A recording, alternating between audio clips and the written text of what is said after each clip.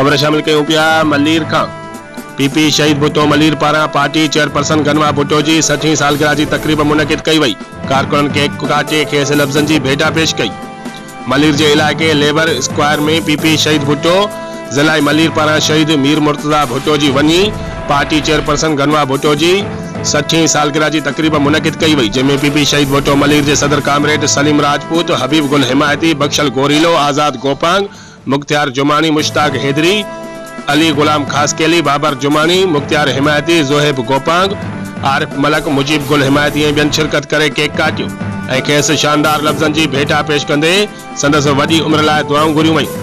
उन मौक़े ते ॻाल्हाईंदे कामरेड सलीम राजपूत, हबीब गुल हिमायती ऐं ॿियनि चयो त शहीद भुट्टे जे नाले ते करप्ट हुकुमराननि सिंध खे खंडराट में तब्दील करण सां गॾोगॾु सिंध जे अवाम खे बुख, बेरोज़गारी ऐं महांगाई जी बरंदड़ बाहि में धिके छॾियो आहे।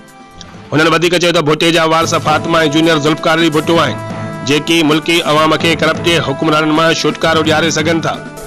रिपोर्ट कर मुश्ताक गबोल, बे न्यूज़ मली।